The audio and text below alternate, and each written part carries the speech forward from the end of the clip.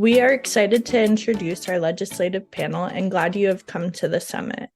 Since we have 4 panelists, I will introduce them in pairs as they will move to 2 different breakout rooms to answer questions we have prepared, shedding light on their perspectives of higher education and how it affects us students. Our first panelist comes from the House side of our legislature, Representative Julio Cortez from the 38th District. After graduating from Wapato High School, Cortez started his college journey at Walla Walla Community College before finishing his 4-year degree at Western Washington University.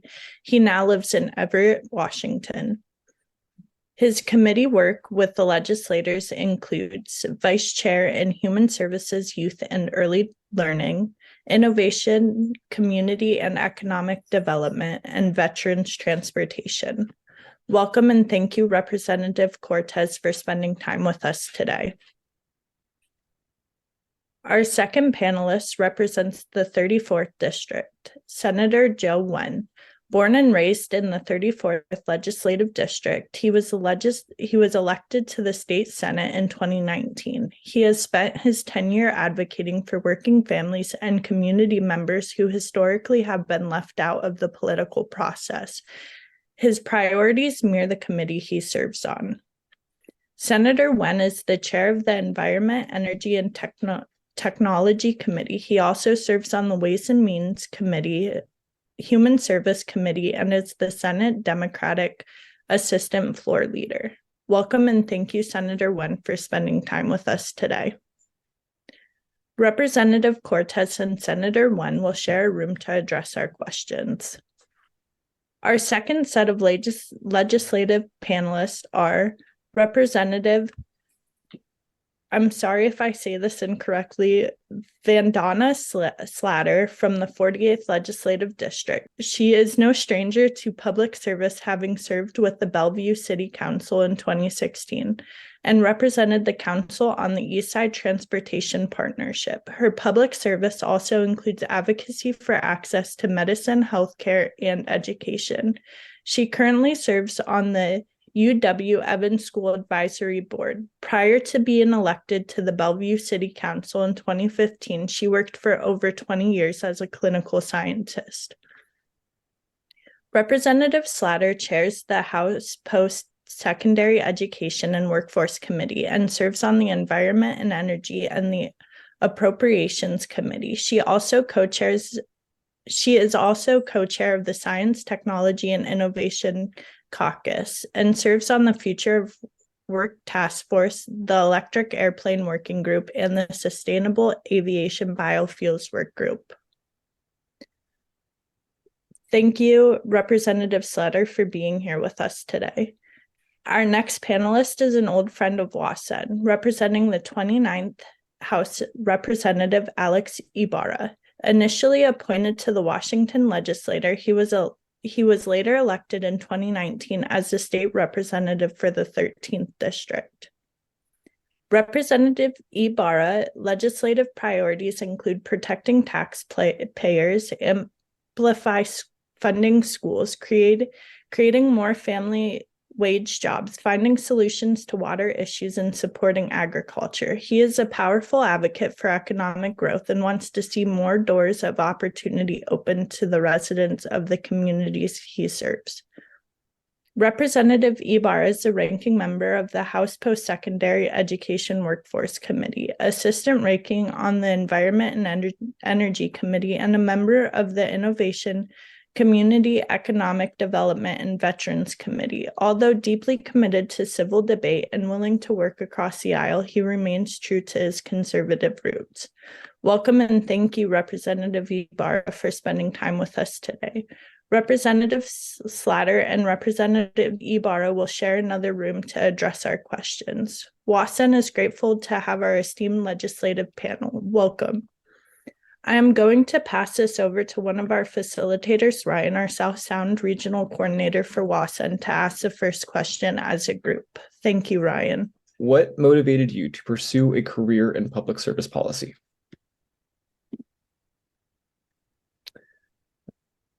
Let's start with Senator Wen. Oh, perfect. Thank you so much. Thank you so much for having me here today as well. I appreciate being included in these conversations.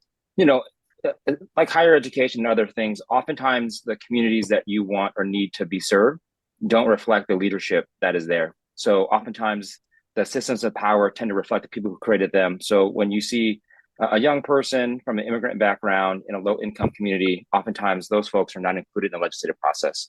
So the main reason why I ran for office a few years ago was because I thought that we had communities being ignored. I thought that we had people who can do a good job that weren't necessarily there, and decided to throw my name in the hat. So, I cared, I showed up, I wanted to be able to help folks that helped me growing up, and that's why I ran for office. Fantastic. Thank you so much. Yeah, Representative Cortez. Great. Hey, well, thanks first of all to all of you for inviting me. I really appreciate the invite. For me, I think it was a combination of a few things, right? My parents and my sister immigrated from Mexico when I was about 5 years old. So being an immigrant and landing in Wapato, Washington, on the east side of the state, we were farm workers, picking apples and pears and all that stuff, and then worked in the factories. So that experience kind of gave me a lot of insight onto what our populations still go through today. My whole entire career has been in public service. I spent about 10 years working with at-risk and homeless youth and families for an organization up here in Snohomish County. So that opened my eyes to a lot of the struggles and challenges that a lot of our families and youth were facing all over our state, really. And finally, the last 6 years, I've been working in the economic development realm for the city of Everett. So I've been doing a lot of work with small businesses, specifically BIPOC-owned businesses and the aerospace industry. And that kind of opened my eyes to another kind of struggles that we see in our business world. And so, being in politics, to be 100% honest, has never really been in my plans. But, I think well-rounded. I thought I had ideas, a different perspective as a young Mexican immigrant to bring to the legislature. I'm very excited and proud to be working alongside my colleagues here to make sure that, my community has a voice in the legislature, but also the youth that I saw on a daily basis that were experiencing some pretty traumatic experiences out in the streets. They have a voice, and our small business owners have a voice. So again, I felt well-rounded and excited to serve my community, and looking forward to continuing that work with my colleagues here. So thank you so much, Representative Cortez. Representative Slaughter. Thank you, Ryan. Thanks, everyone, for being here and for creating this amazing space. We really appreciate it. We need to hear from you, and we need to understand what's happening around the state. My passion for public service, I like Representative Cortez, who, by the way, is amazing, and Senator Wynn, who absolutely does follow through on supporting people in BIPOC communities and those who are underserved. I get to work with some great colleagues, but I didn't know about politics, and it was never part of a profession. I'm also an immigrant from Canada, but my parents immigrated from India in the 1960s, and I watched them build a life in a different country, and then I had to build a life here. When I think about why I'm in public service, I worked for 25 years as a clinical scientist in biotech. And I could see that there were a lot of people left out of the development of innovative drugs and medicines.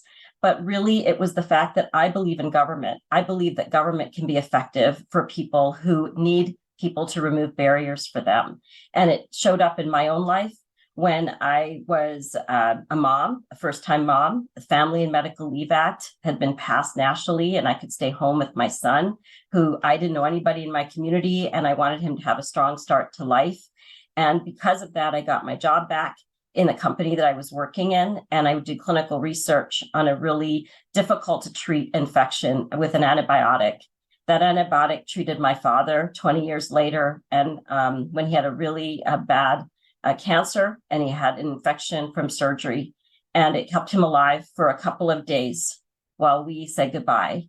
And so for me, it was really about the fact that somebody who didn't know me in government had passed a law that actually allowed me to stay home with my son, give him a strong start, get my job back, give me economic power as a woman in my family, and then gave me the chance to build my full potential as a scientist that actually impacted my own family and my parents later on in life.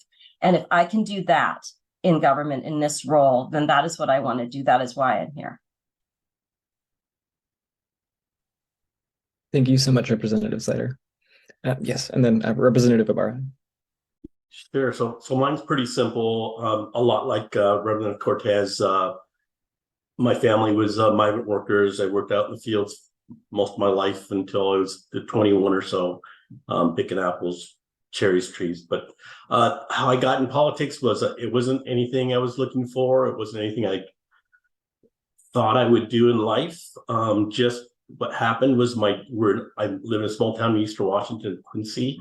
There was nothing for the little girls. My daughter was a first grader and she didn't have anything to do in the spring, neither did any of her friends. There was no AU basketball or soccer or anything for them to do. So I decided to form a softball team for my daughter and her friends and did that. And after about 6 weeks, I saw the progress that they made as ball players and as friends and things. And it was a joy. And so a little bit later, I did that for about 11 years. But during that time, I said, if I can do it for 11 or 12 little girls here, make improvements in their lives, then how about if I just be a school board member? And so I joined the school board in Quincy, Washington for 9 years and kind of looked at what the progress that we made in Quincy at the school district and, said, well, if I can do it in Quincy, I could probably do it for more people. And then next thing you know, there was a position open up in my district of the 13th and I applied and got voted in, and here I am. So, Fantastic. Thank you to our entire panel. We're so happy to have you all here with all of your experience and fighting for our needs. Since I'm asking the first question, I can just go ahead and speak first for the both of us, Beta. I want to just say it from my own voice. I'm so grateful and honored to be able to have a conversation with both Representative Slatter and Cortez and be the one to ask questions. I'm just super grateful. And I would also like to introduce myself. That way you're not just speaking to a stranger. My name is Atalia. If that's too hard to remember, Ata is just fine. I go by she, her pronouns, and I'm the East Region Coordinator since I go to Whitworth University.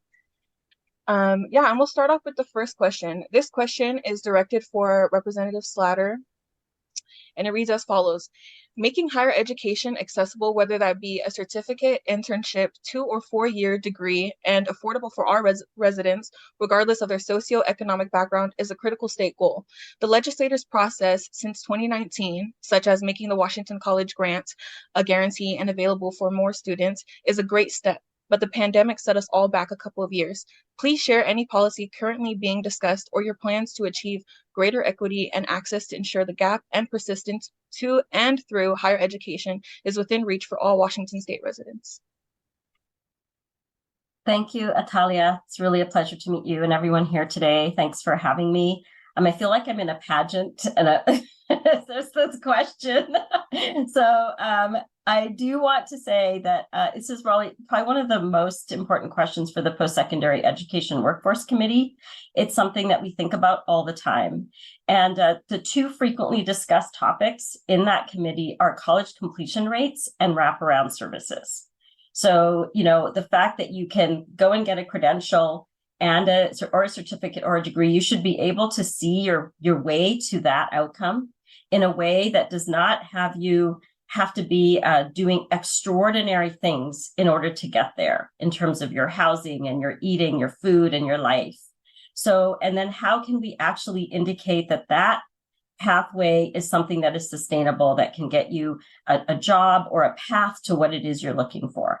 So that's something we think about all the time. And Washington has one of the most generous, and people like to say equitable, I believe it is, financial aid programs in the nation, although a lot of people don't know about it.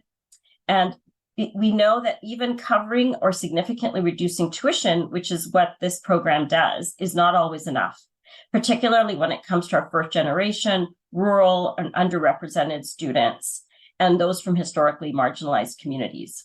So there are a couple things that we've done in the past couple of years to address this.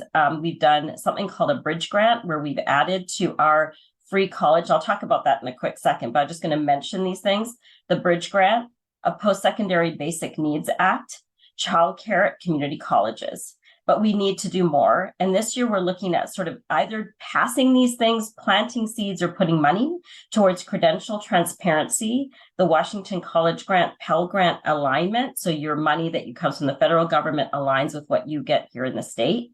Mentorship programs for first generation students.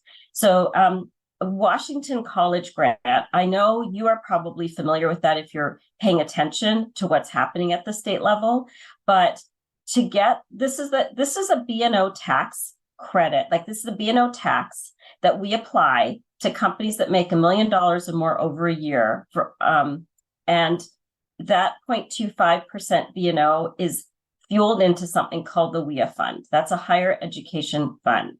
And in those dollars go into the general fund for lots of things, but for sure there is an entitlement for something called the college grant. And that is free college for people who are low income. That is defined at 70% MFI, which is something like $70,000 for a family of 4.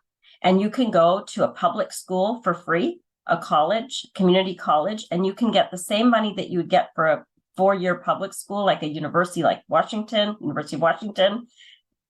You can take that money, it follows the student to a private school, but then you would have to get supplemental money beyond that.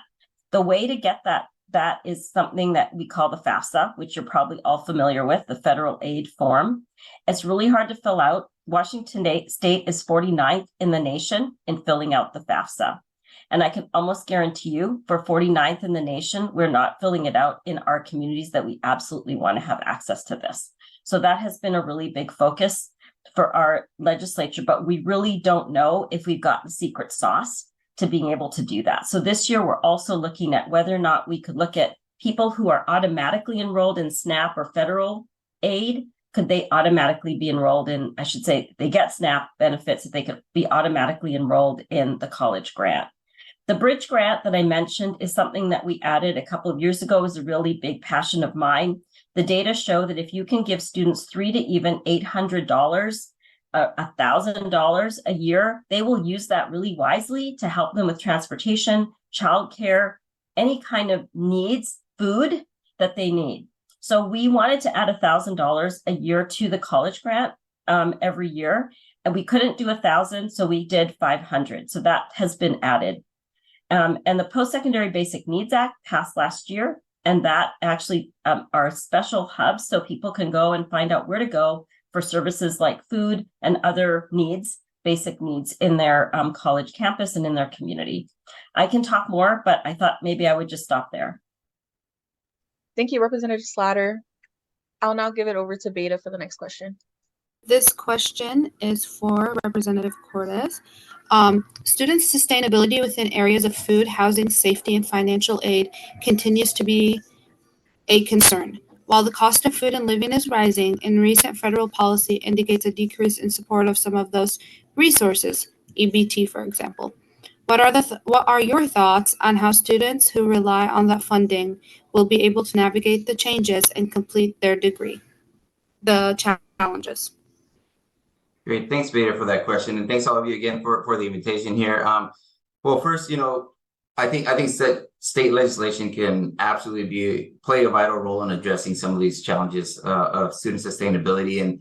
And honestly, this is my first year as a state legislator, and I do have to give props to my office neighbor, Representative Slatter, because coming in and learning about some of the work that has already been happening or that is happening right now was incredibly motivating for me, right?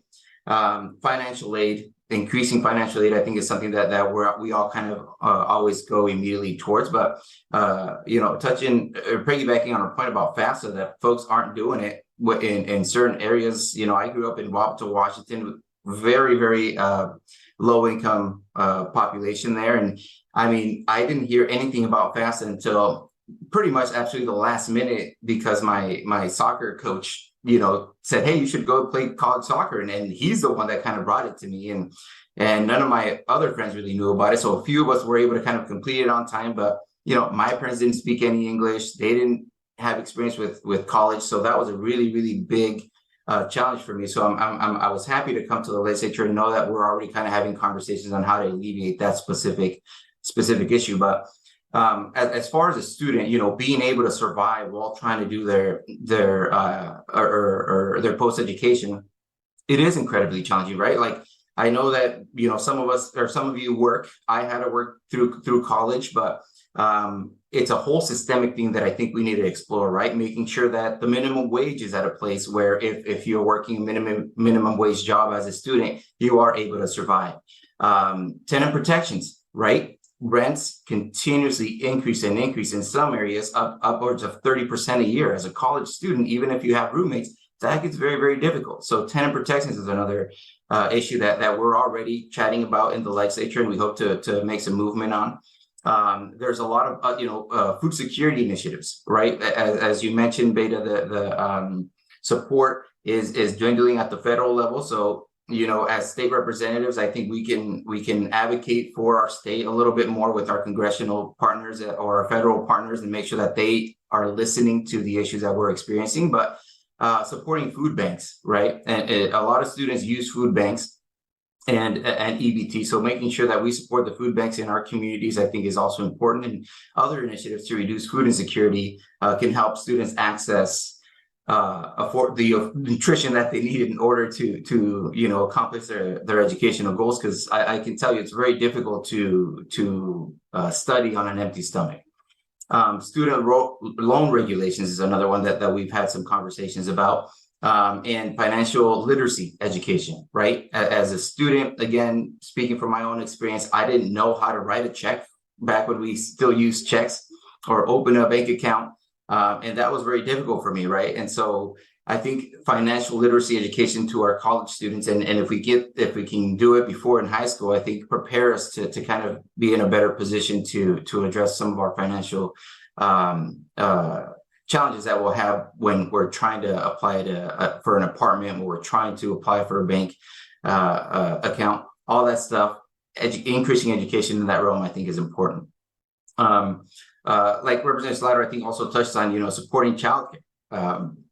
Having a job and a child is very difficult. Having classes and a child is very difficult. You're not going to be too successful if you're having the added challenge of childcare. And again, that's going to affect a certain population a little bit more than the other side of the population. So we need to make sure that we continuously support childcare, not only for our workforces, but also for our students, which I think sometimes that falls through the cracks. Mental health services, you know, that's another really big one. We're living in a period of a lot of trauma. Students continuously are not only having to focus on their education, but the world around them. And that causes a lot of trauma and mental health issues. So making sure that students have access to mental health services is very, very important. Making sure that students are empowered themselves to create safe spaces and to create supportive services within each other, I think, is something that as a state and as educational institutions, we can invest a little bit more in to make sure that there's cultural centers that are being representative of the population of the student body is important. So, you know, these legislative measures aim to alleviate the financial burden on students and create a little bit more of a supportive environment. But as you can see, right, I touched on a lot of different things because that's what it's going to take to make a holistic kind of solution to these problems. And these holistic solutions and approaches aren't just going to touch on our students, but it's going to expand to our greater community and make sure that we're all kind of in a better place together. We just need to think about it that way. So it's an investment that we need to do now so our future looks a little bit brighter.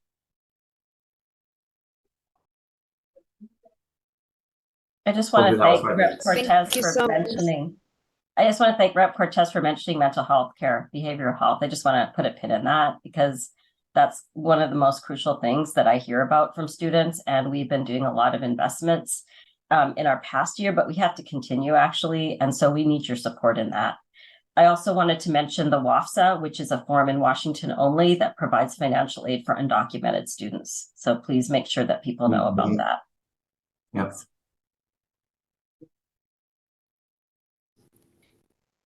Thank you so much. I'll be passing it back to Adelia. Thank you, Beta, and thank you, Representative Cortez.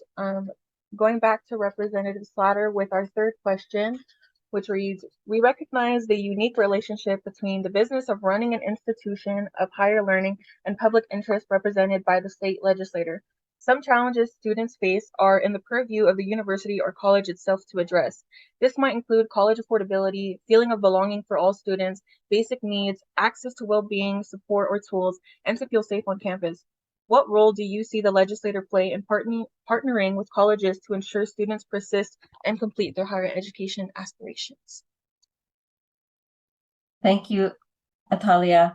I just wanted to say too that my name is Vandana, and I did not say that earlier. I should actually get used to doing that, and I keep forgetting to do that, and I use she, her pronouns as well.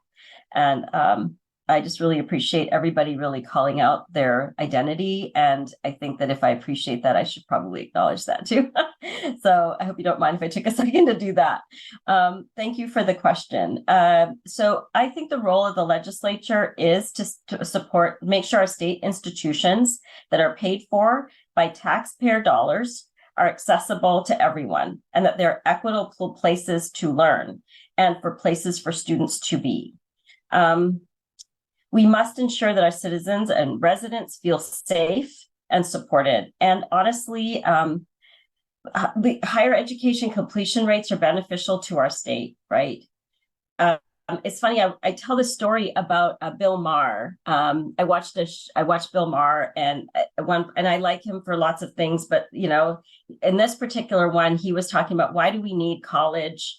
We shouldn't have to have college for people to be able to get jobs, and why should people have to go through all this struggle? And, you know, everybody at the, you know, on his panel was agreeing. And I came in the same day into the legislature, and I had a group of students, young women, color, that had had a path to becoming a nurse. And they were in my office. And I said, what do you think about that statement that's being made, you know, on TV about the idea that should we even have to go to college to be able to get a pathway for a job, a really good one? And one of the young people, there was a silence. They were sure like how to answer that question. And I said, because I didn't know how to think about it. You know, here I am, chair of higher education, and I'm like hearing that we don't need this. And this is really the core of this question, right? And so she said, Rep. Slatter, she said, that's a position of privilege to me. She said, I want to be a nurse. I want to have that path. I want to be able to get access to that education and that information. And for people to be able to say, we don't really need it, or we need it today, it feels like a path of a position of privilege. So I think it's really important to understand what perspective people are coming at these questions. I think we live on a continuum of oppression and privilege. I walk into rooms where I'm simultaneously oppressed as a woman, as a person of color, but I have privilege in my position as a legislator. And you have to know what spaces you're in. And our legislature is getting better at recognizing bias in some areas and not in others. And I think our college campuses also have to go through that process. So we want college completion rates, but we want people to feel like they have a path to a life that gives them sustainability and choices. And the more in-state talent we can recruit and retain for our jobs, the more successful and prosperous our state will be, and the more healthy our communities will be. I truly believe that. We have income inequality in our state. We have an upside down tax code. And one of the pathways that we have accessible to us for prosperity and possibility is education. And if we can't make that pathway accessible and equitable, then I think that at all levels, we're losing opportunity for so many people who can give back.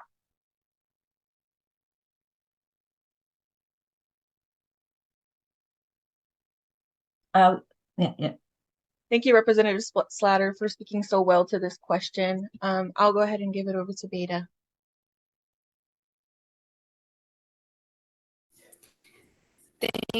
Thank you. I will send in the question.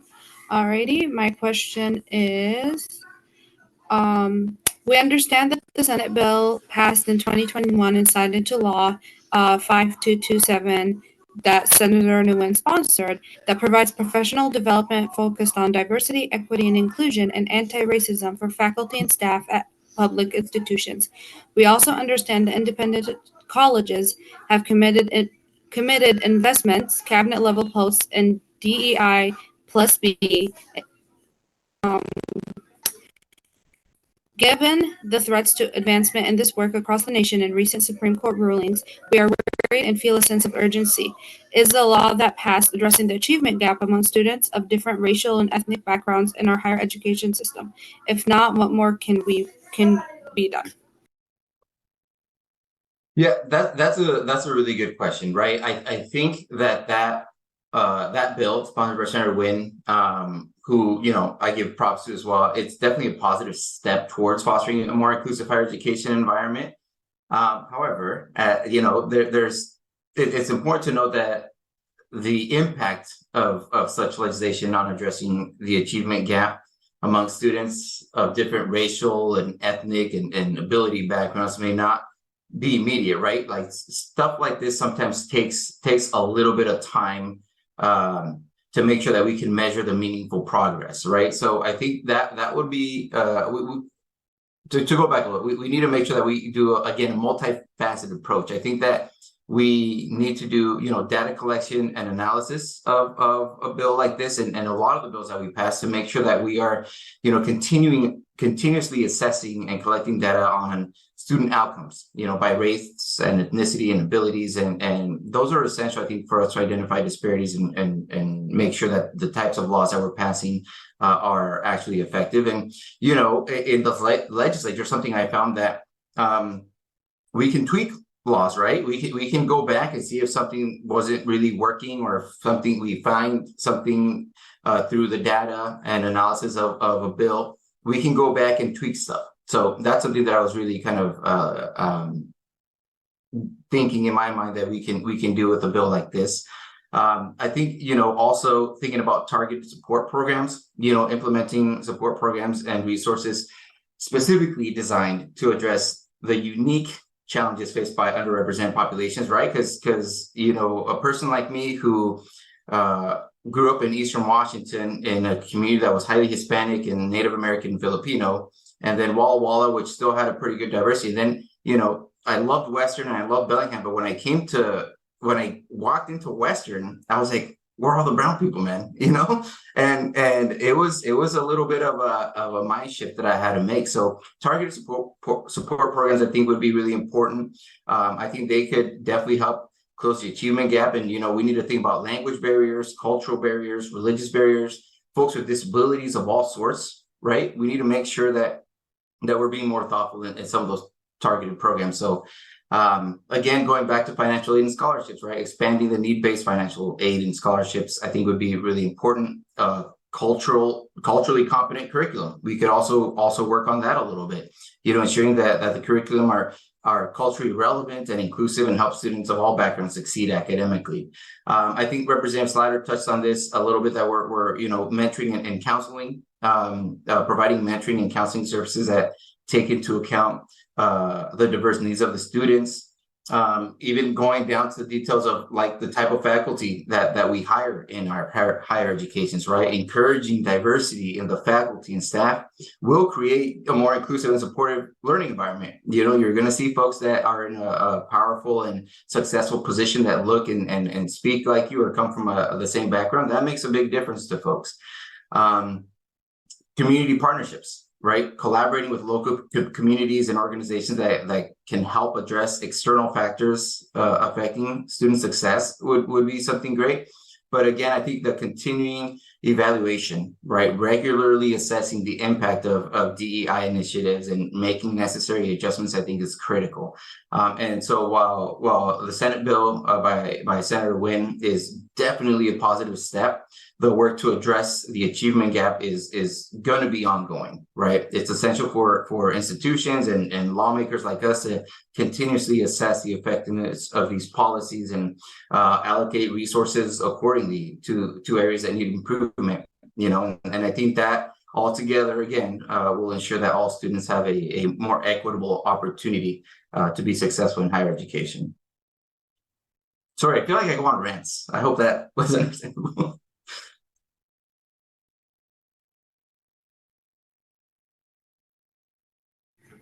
Thank you so much. I'll pass it back to Adelia. Thank you, Beta and Representative Cortez. Our next question will actually be asked by one of my campus liaisons, Zaira, and she can briefly introduce herself and ask her next question. Okay, hi, my name is Zaire Karamaya, but you can call me Zaire for short. I'm currently attending Eastern Washington University as a senior. I'm originally from Seattle. I choose my college because it was the cheapest in Washington State. Also, they offered me a part-time job in the financial aid office, so I had a secure spot once coming to campus, which laid off a lot of stress that I had before coming to college. Enough about me. My question is to Representative Slater.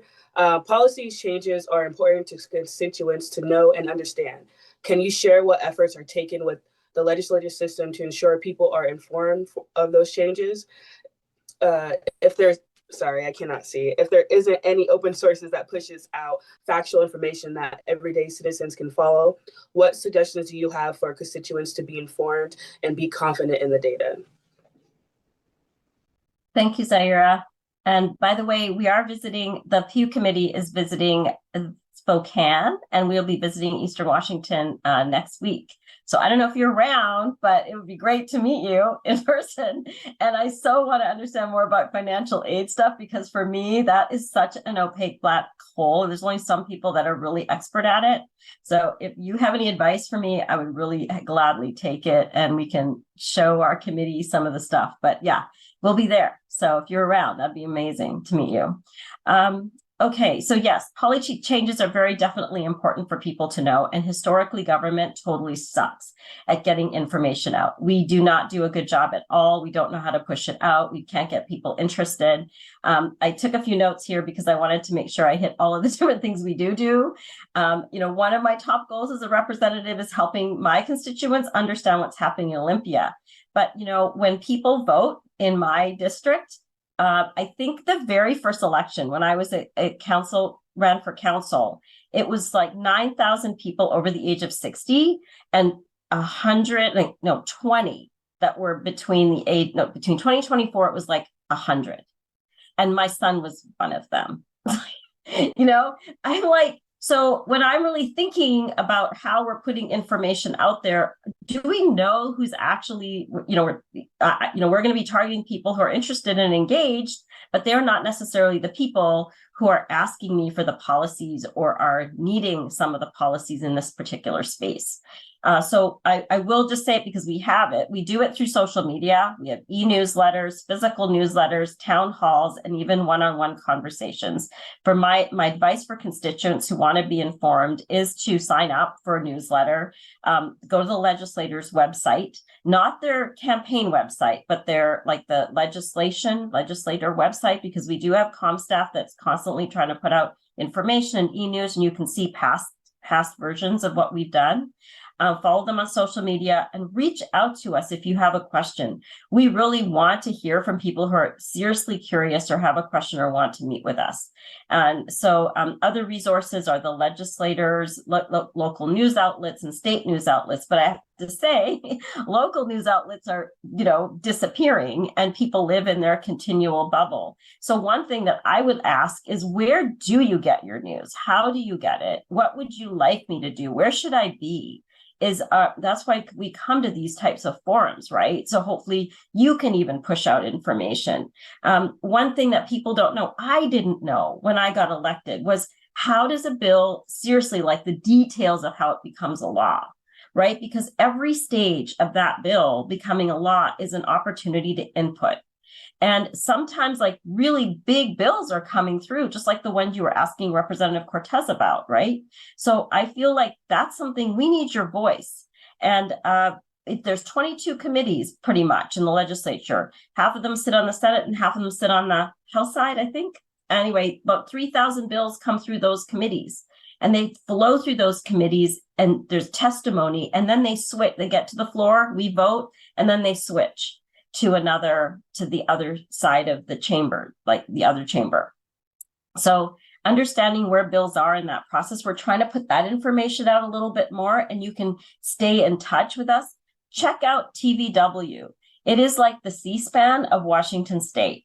Everything is on there, all the committee hearings, all of that. And if you hear about a bill number, just Google it. It will pull up, and then you can read the details on the bill, the report on the bill, how we voted on that bill.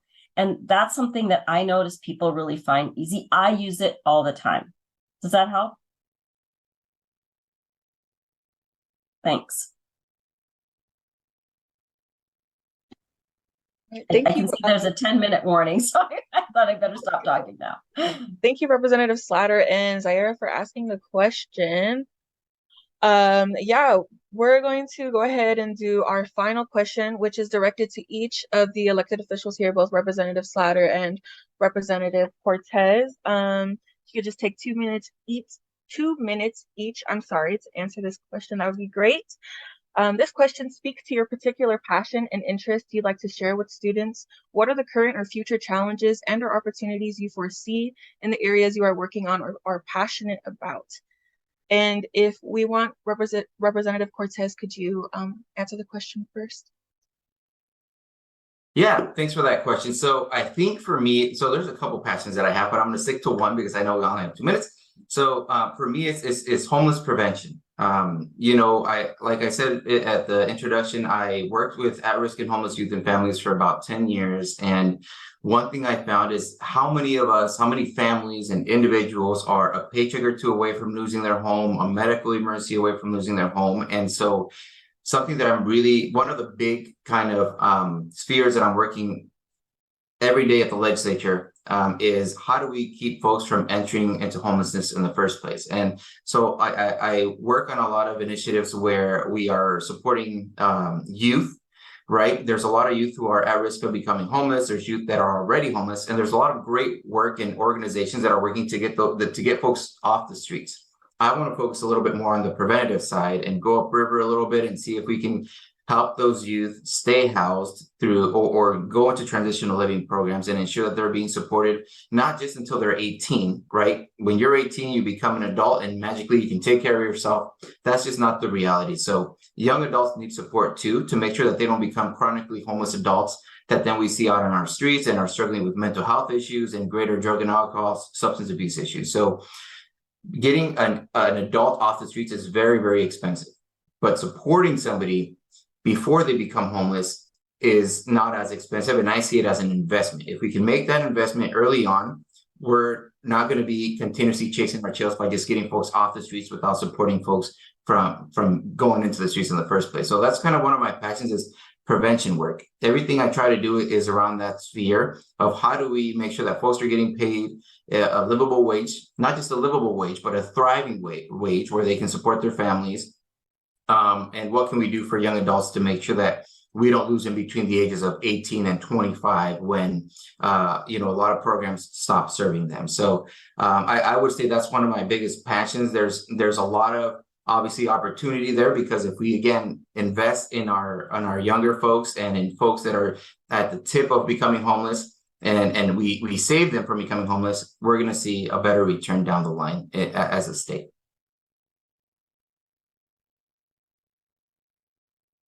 Thank you, Representative. Yes, thank you, Representative Cortez. Representative Sauter. I'm signing on to Representative Cortez's stuff. That sounds amazing to me. It's like breaking barriers and building pathways for people and getting them out of homelessness, but seeing how they could get support just as they're on that path. That's amazing. I think you've heard a lot about my passion and interest in the questions that I've answered. I think I would like to see more people who are scientists, more people who look like me in the legislature. I think that we need diversity in our government and diversity in our thinking and diversity in our solutions. It's a really big passion of mine. And so one of the places that I tend to spend time or find myself is in healthcare access, mental health care especially, but also healthcare workforce development. That's been something that I've been really working on as well. I think also I'm a scientist by training, and I know there's a lot of good that science does, innovation, but the first experience that we have of it is that it's not good, that we should be afraid of it, and that it's an existential threat. And I think part of the reason of that is that we don't go upstream. We don't have enough Serena Williams in science like that we do in tennis. And we need more of that. And we need more inclusivity. And so working in those spaces upstream, not too dissimilar from Rep Cortez is saying, is kind of a really big place right now that I'm finding myself. Thank you for asking. Yeah, thank to both of you for your answers to our last question. I'll give it over to Beta to see if we have any time for audience questions or close out the room. And we do have, I'll chime in. We do have a few more minutes, I think, before we're actually put back into the main room. So there were a couple questions that we just didn't think we'd get to because you've given such great responses and very timely. And I love the feedback that was coming from Better Future for All. Maybe a question, if there's one in the chat that's coming through, or the two of you can think about, how can we ensure the decisions made today do contribute to a better future for all?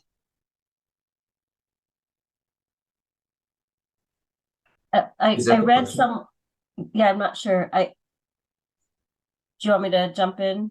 Sure, please. I didn't see the question, but I'll just take it from what you said, Chris, if that's okay. Absolutely.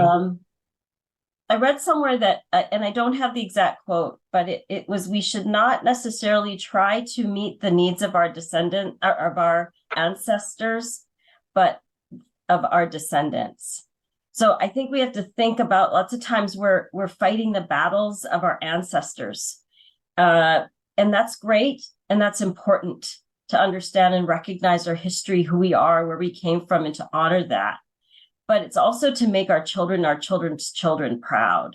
And sometimes I think we forget that instead of fighting the battles of the past that have harmed our society and our community, we must always remember that there's battles in the future that we need, that we have to anticipate or can plant seeds so that our future generations can understand.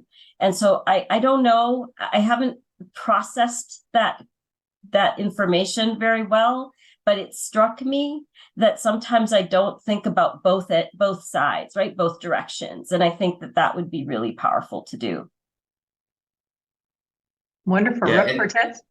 Yeah, I'll just quickly add on because we have 108 seconds. But you know, I think hearing from all of you, right? Like, we as legislators, we get incredibly busy. It was eye-opening to see how many bills come to us every day when we're in session. And it's a lot, right? And we have a lot of great conversations together, and our colleagues are incredibly smart on the specific things that they're doing. And so, but we pass these laws, and one of the things that I'm finding is sometimes our constituents really don't have the information on how and why we passed the law, or that the law even passed sometimes. So I think getting folks like all of you here who are engaged to distribute information to your communities, but not only distribute it down, but also gather information and come to us, right? Hey, Representative Cortez, you passed this law last session and it was great, but X, Y, and Z kind of weren't working, and we're finding that this is a challenge. I love that type of open dialogue with constituents, because that helps to make laws better. And so making sure that you are connected to your state representatives and have a dialogue open is always going to help. Don't ever feel like you can't reach out to us. Don't ever feel like you're bugging us. We're here. We work for you. So we all want to hear from you as much as possible via email, calling, or through our newsletters. I think we always put out information on how to best reach us. So I think, again, talk to us. Tell us what we're doing right. Tell us what we're doing wrong, and tell us how we can do better. Making higher education accessible, whether that be a certificate, internship, 2 or 4 year degree, and affordable for all residents, regardless of their socioeconomic background, is a critical state goal. The legislators' progress since 2019, for example, making the Washington College grant a guarantee and available to more students, is a great step, but the pandemic set us back a couple years. Please share any policy currently being discussed or your plans to achieve greater equity and access to ensure the gap and persistence to and through higher education is within reach for all Washington state residents? Sure. So,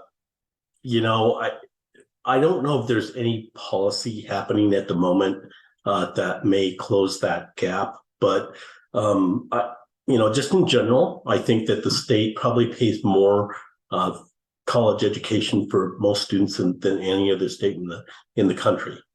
So I think we're sitting really pretty well for our students that are getting out of high school and going off to college and doing what they would need to do. Again, we've got a very paid for probably the first couple of years of college for most students. And it doesn't matter what they want to do, if they want to be a trucker, or if they want to be a carpenter, or if they want to be a doctor or a lawyer, whatever they want to do. I think that things have changed over time. And in the old days, we used to just think that being a doctor or going get a PhD is the best thing in life. But I think I found over time that whatever the student wants to do, that's what they should do. They'll be more passionate about what they want to do. And if they want to work with their hands, great. They want to pick apples, super. Whatever it takes to get that student to the next level and become a wonderful citizen for the state of Washington. Policy wise, I think that there's some things that are floating around in my committee, the higher ed committee, trying to make college accessible to all, including the private colleges. I want to make sure that all colleges are on the same level. So if you live, for instance, good example, I've got a niece that lives in Spokane. She doesn't want to leave home, but the state doesn't pay as much money to students that want to go to Gonzaga, which is where she lives in Spokane. And so I'm going to try to close that gap where everybody gets the equal amount of funding to each college that they're going to go to. So that's one of the goals I've got is, if you live in the Yakima Reservation, Yakima Reservation has heritage. A lot of those Yakima Indian students want to stay home, want to go to heritage, but it's a private institution and the state doesn't pay as much money to go to heritage. So they're going somewhere else and leaving home. So I'm trying to make sure that students get access to any college that they want to go to. Perfect. Thank you so much, River Bar. I think what I'll add on is, there's a couple of things that we've done. And what's interesting is that we do have a fairly robust Washington grant program, but we've seen that enrollment and also graduation rates haven't been commensurate with the investments that we've made. So I don't think it's that hard to see the fact that cost is more than just tuition. We have to ensure that the whole student is able to show up and be successful in that case as well. One thing I will highlight was the Student Emergency Assistance Grant Program that we funded in 21-23 budget.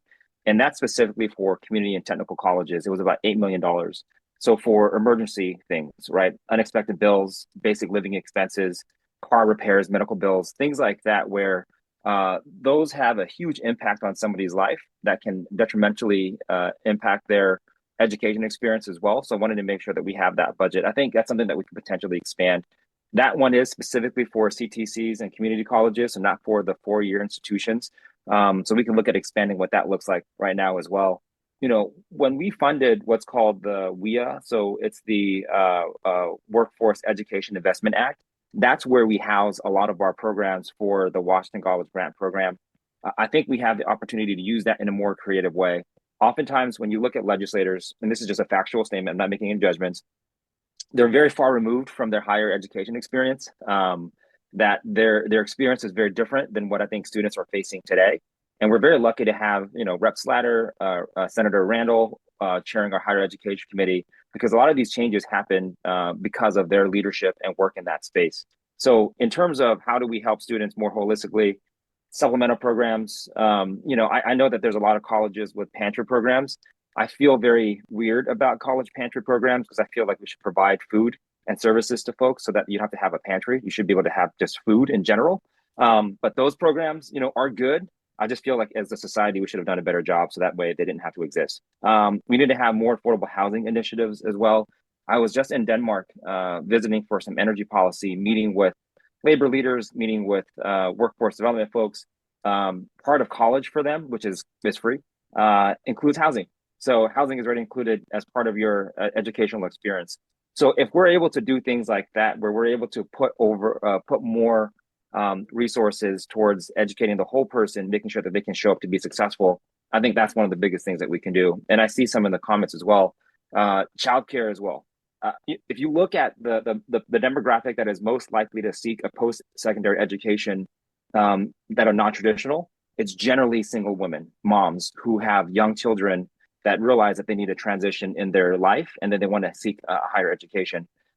Childcare would be transformative. So we have to think more creatively in terms of how do we best support our students, whether that's access to food, housing, childcare, shelter, things like that. That's how I think we do a better job. Thank you so much, Senator Wynn. We need to go on to the next question. Thank you. Yeah. So this is question for Senator Nguyen. So student sustainability within areas of food, housing, safety, and financial aid continue to be a concern. While the cost of food and living is rising, recent federal policies indicate a decrease in support in some of those resources, EBT. What are your thoughts on how students who rely on that funding will be able to navigate the changes and complete the degree? Yeah, so Senate Bill 5227 specifically was around ensuring that we have educators who are mindful of the different perspectives and lived experiences of the students that come in. So that one is more after they come in. I think we could do a lot more in terms of preparing our students for that college experience as well. I visited an institution in my district that basically have navigators. So when you first come into middle school or even high school, they have mentors that they assign to you who work with you to create a plan, who help you understand kind of what the landscape looks like for potential higher education opportunities, and then who are also able to help you through kind of the application process. You know, I was fortunate enough, my sister was the first person that went to college, and I saw her go through that process. That was very tricky. That was very tough. And, you know, candidly, as a person where English was a second language in my home, I would spend a lot of time translating for my mother, oftentimes the resources that we would need. So imagine trying to do that by yourself. It's one of the hardest things to do as well. So I think if you acknowledge the fact that there are barriers that exist beyond the educational experience, that is one of the ways that we can do it. And candidly, just showing that there's an opportunity there for us to be able to engage. So that's probably one of the biggest things when I think through how we can prioritize, you know, DEI type efforts is making sure that that experience that wasn't necessarily built for people that didn't speak English, that didn't have a legacy of folks who were in higher education, making sure that they have the support they need to navigate that very complex process as well. So targeted support programs. I think inclusive curriculum is very important. Oftentimes, you know, I studied humanities in college, and if you look at the books that I read, it was generally very old white guys. So you don't necessarily see yourself in these spaces. So if you have a curriculum that actually reflects the people that are going to get their education, I think that there's more of an ingrained type of dynamic or partnership with that work as well. And when I say higher education, it's not just necessarily 4-year degrees or CTCs or community colleges. We have fantastic apprenticeship programs and other things like that as well. But that engagement is a key component, is that we have to understand that the system was not built for everybody, and that for us to better serve the workforce that we need to develop for Washington State, we have to be mindful of how people kind of see themselves in that process. So I know that I see Bish is online. He's done a lot of work in that space, but some of that more innovative stuff that we're starting to pilot and starting to see out there, I think the state has an obligation to incorporate some of that learning for us to be able to do a better job for our students. Yeah, so I think we're doing that. I think that we're the state is making a lot of effort into make that happen, and it depends on where you live. I think, at least in my district, the 13th, which is Kittitas County, which has Central Washington University, Grant County, and North Yakima County. What we've done at the state level, and it's kind of like this tangent work that we do. For instance, we gave about $5 million to the food pantry of Kittitas County. There's only one in the whole county, and we've been their building burnt down. We gave them $5 million to build a new building. They're starting that building now. But they also serve all of the students of Central Washington University, including my daughter, who her husband and she are in Ellensburg and have used that pantry when they're low on funds. They use that pantry, and it's for everybody, including all the students of Central, to have food if they need it. And I think that those funds maybe not be specifically targeted to Central Washington University or a community college in your general area. These particular projects that we work on the side do help. And so I'm very familiar with my district and kind of have a pretty good idea of what needs to happen in my district. And so I try to do a lot of things to make sure that all the folks that live in my district have a wonderful life. And that includes all the students of Big Bend Community College, Heritage University, Central Washington University, Wenatchee Valley College. So that's what I try to do, and it seems to be going in the right direction at the moment. Oh, question is for Rep. Ibarra. We recognize the unique relationship between the business of running an institution of higher learning and public interest represented by the state legislature.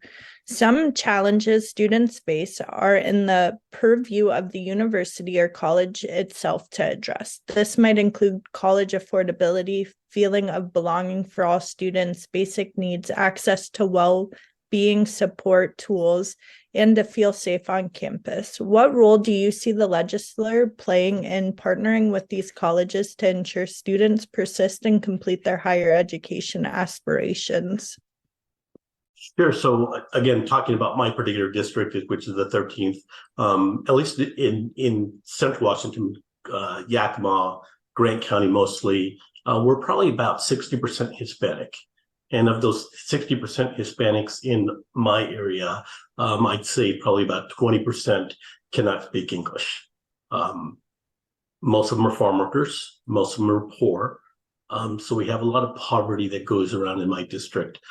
So what I've been doing is working with Big Bend Community College in Moses Lake, working with Central Washington University to make sure that they have counselors, they have professors, they have staff that can help these folks navigate, as the senator was talking about earlier, navigate all of the things that the students have to do, including helping the parents writing things in English and Spanish, including one thing that we've done in my district is have everything translated in Spanish. So anything we write at the high school level always gets translated in Spanish. So every citizen, every student that needs support from our local high schools get it. And the same with Central and Big Bend Community College. I don't know exactly what they call them. They're Hispanic universities where they have such a high population of Hispanics in their population at the colleges that they are recognized as, again, don't remember the term, but it's called Hispanic colleges.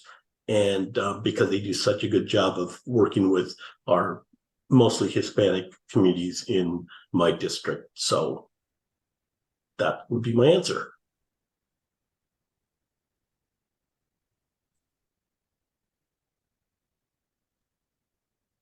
Alrighty. Where are we at? Okay. This is for Senator Nguyen. So you did mention this bill earlier, the SB 5227. This is kind of just a question related to that. So we understand that Senate bill was passed in 2021, and that provides professional development focused on diversity, equity, inclusion, and anti-racism for faculty, staff at public institutions. We also understand that the independent colleges have committed investments in DEI+B, given the threats to advancements in the work across the nation and recent Supreme Court rulings. We are worried and I feel a sense of urgency. Is the law that passed addressing that achievement gap among students of different racial and ethnic backgrounds in our higher education system? If not, what more can be done? Yeah, so what's interesting is in Washington State, we're kind of in a unique position where 30 years ago or 27 or so years ago, we passed what's called I-200. The legislature did not pass it. It was an initiative way back in the day that prohibited the use of affirmative action in Washington State. So functionally speaking, the impacts that we have here locally was not as drastic as other places because we've been experiencing that harm for a long time, candidly. And part of what we've done historically is looked at how do we ensure people from diverse backgrounds are able to make it to our institutions. And then that bill in particular is to build curriculum around how do we ensure that we have inclusive spaces. Where it may impact us is in our private institutions who were exempt from I-200. They now have to make considerations based off of that Supreme Court ruling, which will make it a little bit tricky. So for us, the way to mitigate some of those things is kind of the things that we're talking about now is, how do we ensure that we have the data and the transparency to support the communities that we know need the most amount of help? How do we be more thoughtful in that type of engagement? How do we have credible messengers in that space? How do we work with local communities, with people that are there to help ensure that those students have help as well? So I think that policy at the national level is a travesty. I don't think it necessarily reflects the values that we have here, but it is what it is at this point. So for us, it's to ensure that we can actively and proactively reach out to our communities and ensure that they have that support. So targeted programs are going to be important. Engagement with stakeholders is going to be important. Advocacy is going to be important. I'm still, it's interesting to see that oftentimes the stuff that the state does, we don't do a good enough job getting that message out. Most folks don't actually know that we have a pretty robust scholarship program. So if your family makes under, I think it's like $80,000 in family of 4, your college is basically covered. Your tuition is basically covered. Most folks don't actually know that, but obviously there's other things associated with it as well. So for me, the harmful policies that we're seeing potentially at the federal level or the national level with the Supreme Court, it is a setback, but I don't think that's going to stop us from doing what we need to do to support our students.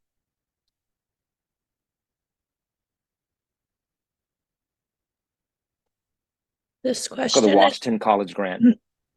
Sorry, I saw the tweet or the chat. Nope, you're good. This question is for Representative Ibarra. Policy changes are important for constituents to know and understand. Can you share what efforts are taken within the legislative system to ensure people are informed of these changes? If there isn't an open source that pushes out factual information that everyday citizens can follow, what suggestions do you have for constituents to be informed and be confident in the data? Sure. So that's a big question, and it's something that we definitely need to work on in the legislature. Just as the senator knows, we went through 2,000 bills in about 3 months. And with all those bills, I bet you I probably was able to put my eyes on maybe a couple hundred, maybe more than that. A lot of the bills go through each committee and then they get dropped from those particular committees. And we don't even see lots of those bills until they come to the floor, the House floor or the Senate floor. So there's a lot of data that goes on, a lot of things that happen that people aren't even aware of unless you really get on your internet, start looking at every bill that went through and try to find out what happened to those particular bills. But of the bills that do pass and get to the floor and get to the Senate and get signed as laws, lots of data goes in a really quick manner. And so what happens when those bills come out, what I do for my constituents in my district, that I send out like a quarterly mailer about the particular bills that passed and how it would affect the folks in my communities on a regular basis. And if anybody calls me, emails me, asks me any questions, I answer as best I can. We try to publish as much as we can in the newspapers, on social media. As I see somebody in the grocery store, they ask me. So those are the kind of things that we do. Again, we could always do a better job of that, but we're doing the best we can with the information, the time we have to do that. So that's what I try to do in my district. Thank you both. We did have a question in the chat. Either one of you could answer this. What are resources and financial aid available to assist undocumented and non-resident students to afford college education?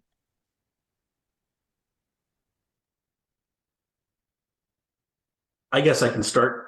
Yeah, That's go okay ahead. with you, Senator. Yeah. Yeah. So like I said, my particular, actually my town of Quincy, we have 87% of our kids in my district are Hispanic, and again, of those, probably about 25% can't speak English. And the ones that are going to go to college, obviously they do. Most of them speak English, but not very well. And so they have. So what we've done in our particular school in my district is that we've got translators. We've got counselors. We've got lots of folks in my school district that support the kids that need that type of support. And in fact, it also, because we have a lot of farm working folks, a lot of farm workers, parents usually are not educated if they are farm workers and have never gone through the process. So they're just as much lost in the paperwork of going to college as the students. So we have a lot of again, counselors that speak Spanish in our area in order to support that effort. And we do a lot of things in Spanish for our Spanish speakers and the folks that are learning to speak English, and also for their parents. So we have lots of classes. In fact, my daughter taught Spanish-speaking families in Quincy for the last couple summers, and was helping with their scholarships and how do you fill out the scholarship forms and how do you fill out your financial aid forms and doing those kind of things. So that happens a lot in my district just because of the demographics of where I live. And so that's what we do in my particular district to support those kind of things. Yeah, and to be clear too, undocumented students are still welcomed in our community technical colleges and our universities as well. Now you just have to apply on the WA-FASA or the WA-FASA, Washington application for state federal aid. So you still have access to the college grants, you have access to the college-bound scholarships, you have access to the state work study. So the eligibility is based off of the criteria associated for that, but your documentation status is not included. So those are the resources that you also have as well.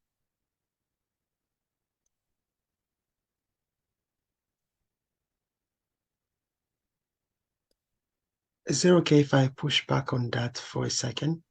Yeah. If I ask a question, for the eligibility of those of the WAFAFSA, a lot of the first things that shows up is that the students have to be a resident, and a lot of the time we end up working with students that are not resident or that are in between status or that are clearly that are just undocumented in the moment, and that's basically prevent them from as far as I understand, or as far as they have been taught so far, that prevent them from accessing any of those financial any of the financial aid program that are run on the state level. So there. Oh, there you go. I can't tell. Is that me? Yeah. So yes, you're correct. You're correct that undocumented students can't get financial aid, not all the financial aid that everybody else can, to the best of my knowledge. So in fact, I had twin girls that graduated from Quincy. They were valedictorians of the school. And what kind of happens in my when we have farm workers and a lot of them undocumented, their parents were undocumented, but they didn't know it.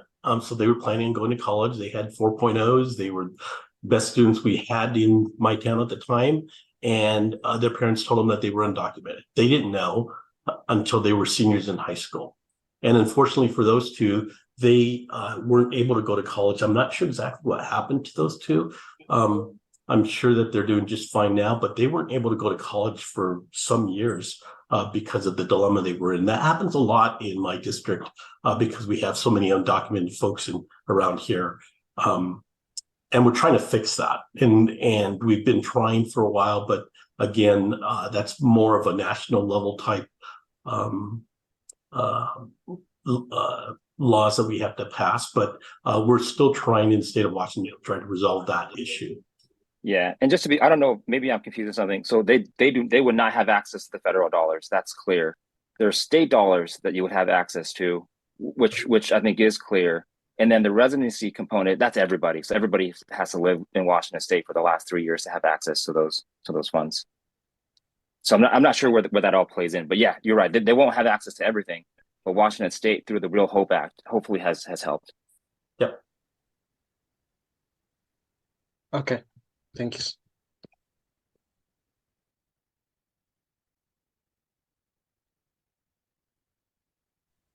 Okay, I'm going to go to the final question, and this is directed toward each official. This question speaks to your particular passion and interest you'd like to share with students. What are your current or future challenges and/or opportunities you foresee in the areas you are working on or are passionate about?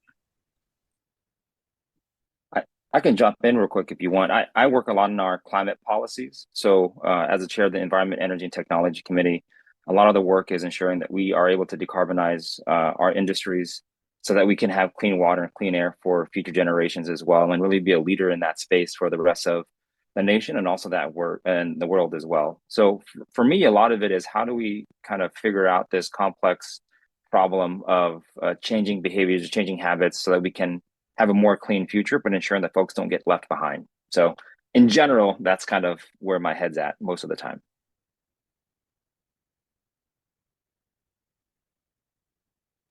Can you repeat that question again, please? Yes, I can.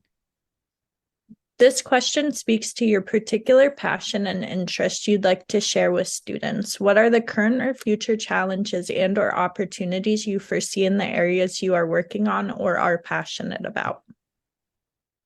Well, I'm going to have to basically just state what the senator said. So I'm an energy guy. I worked for a PUD, a public utility district, for 17 years. So my passion is to make sure that the laws that are being passed, the climate laws change, that make sense.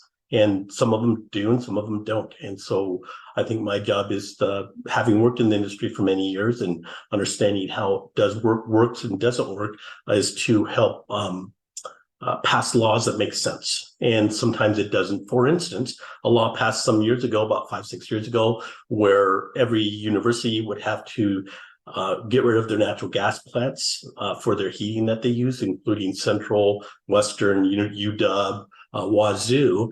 And the particular law that came through was basically said, if you don't get rid of your natural gas, you will be fined.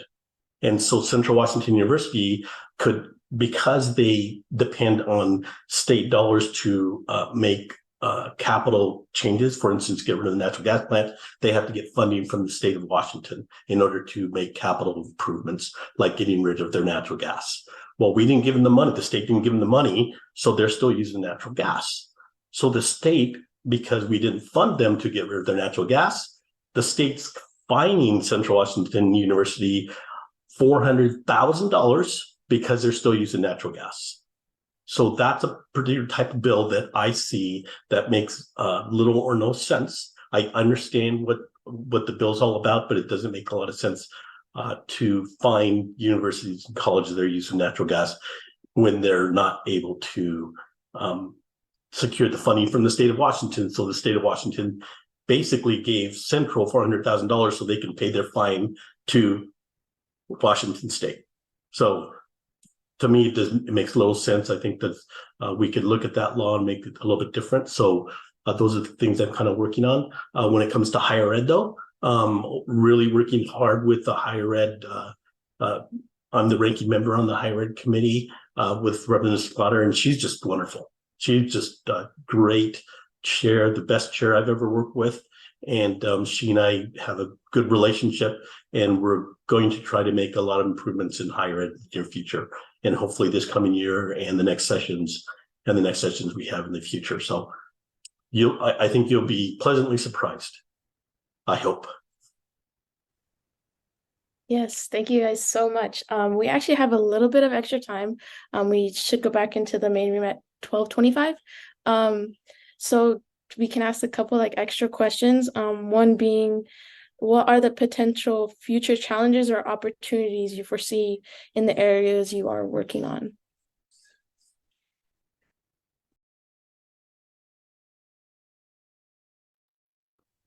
Go ahead, Senator. Yeah, I think at least for us in Washington State, you know, we oftentimes will have the root causes of funding. Oftentimes you'll see where people say, hey, there's not enough funding for this, there's not funding for that. our tax structure is one where it's not the most progressive in terms of how it's funded.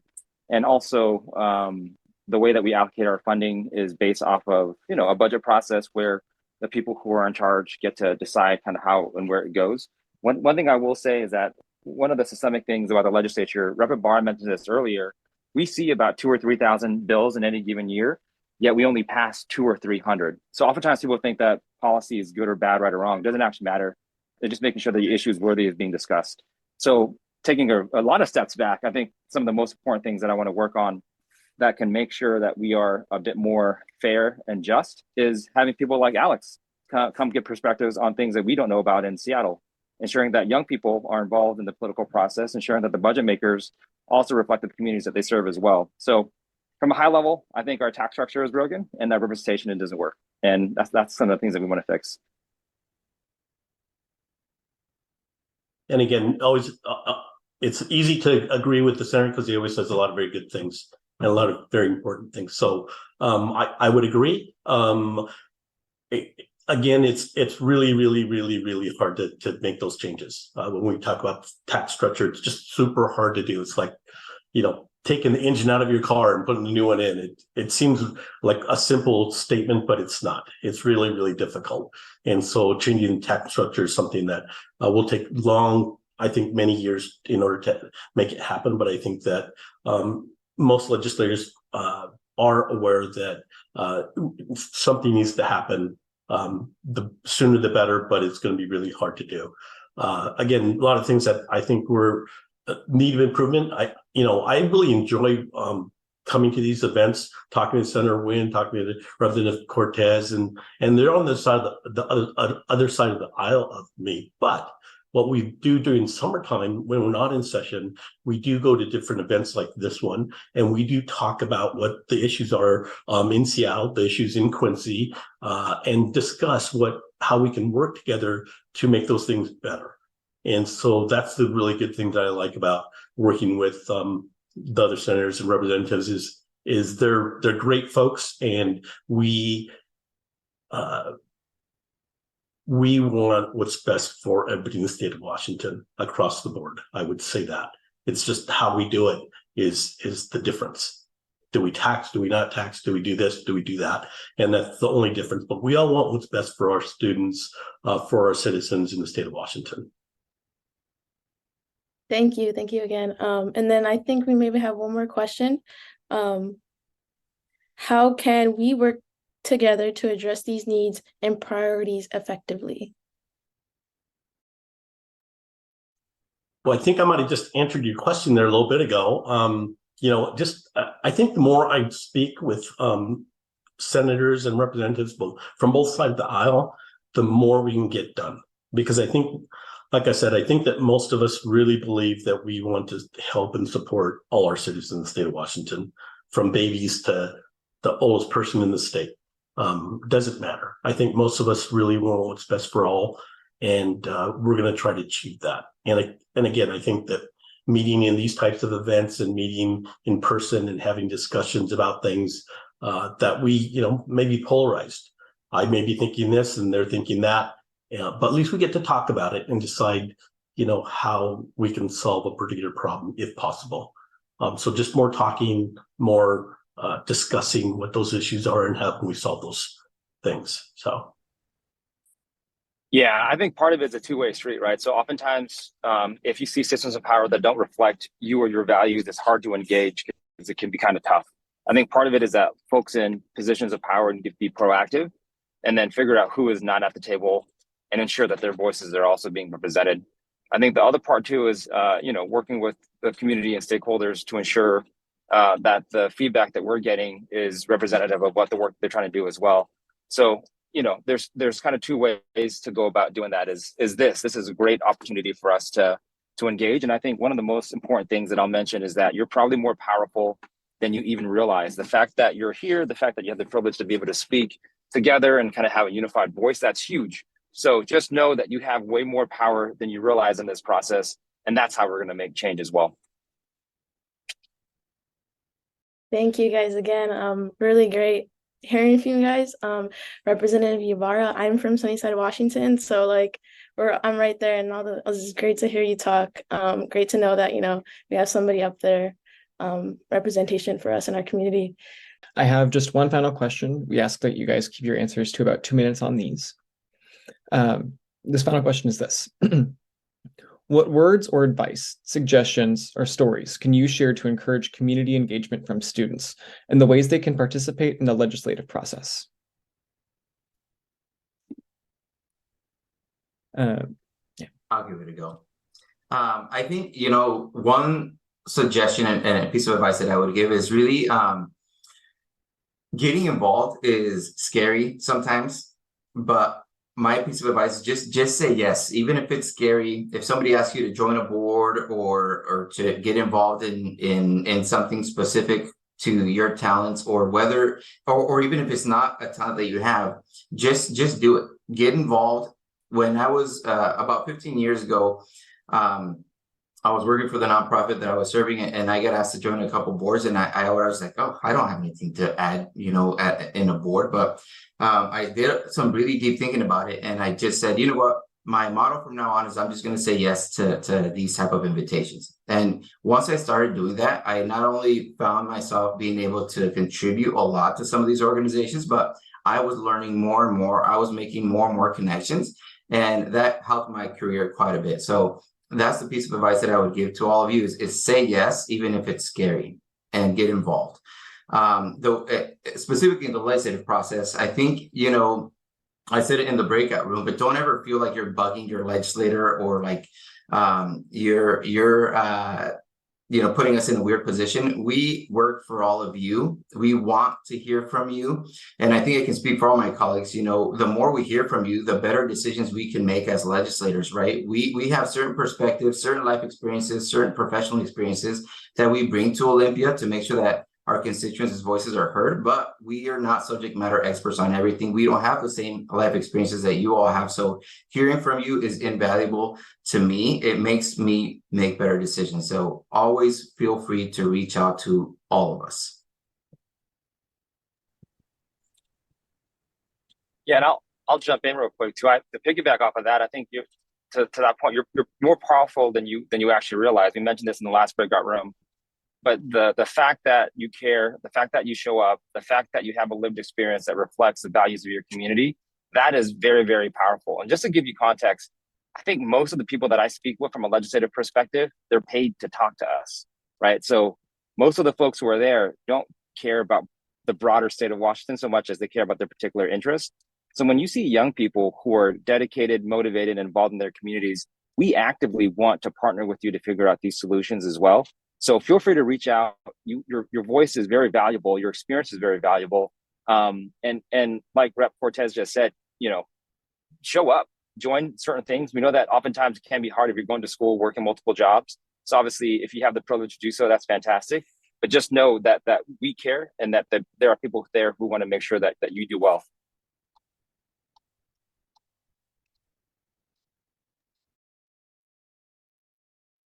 Rep. Ibarra, do you want me to go? Yes. I got a smile from you. Okay, I thought. I think you got some great advice from both Rep. Cortez and Senator Wynn. I would say, don't worry about being perfect. Be imperfect. Follow your heart. Be who you are.